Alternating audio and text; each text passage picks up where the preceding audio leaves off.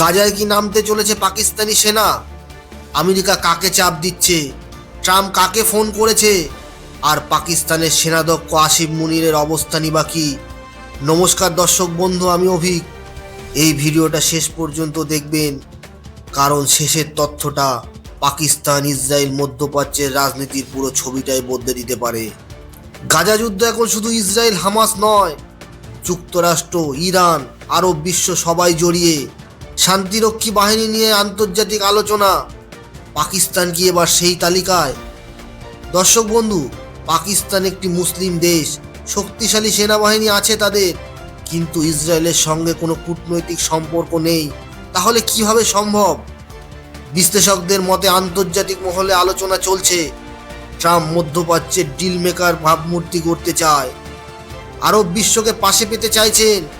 পাকিস্তান মুসলিম দেশ প্লাস আমেরিকার পুরনো মিত্র, তাই কি পাকিস্তানকে সামনে আনার চিন্তা?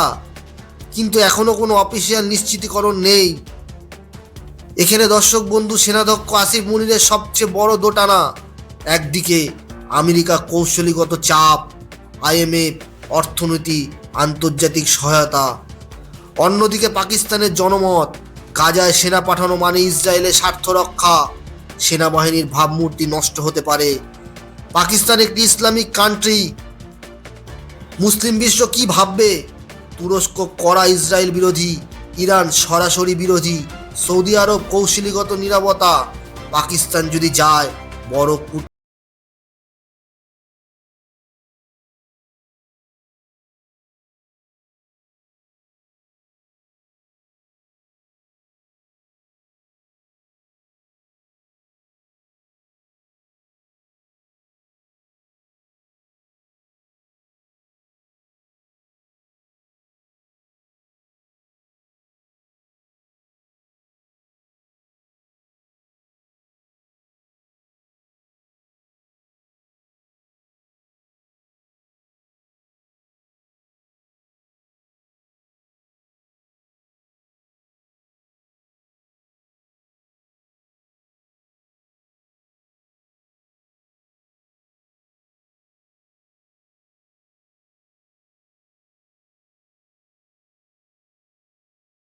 না খেলোয়াড়?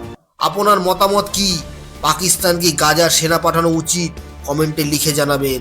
ভিডিওটি ভালো লাগলে লাইক করুন, চ্যানেল সাবস্ক্রাইব করতে ভুলবেন না। সবসময় পাশে থাকবেন। সবাই সুস্থ থাকবেন, ভালো থাকবেন। জয় হিন্দ, বন্দে মাতরম, ভারত মাতার জয়।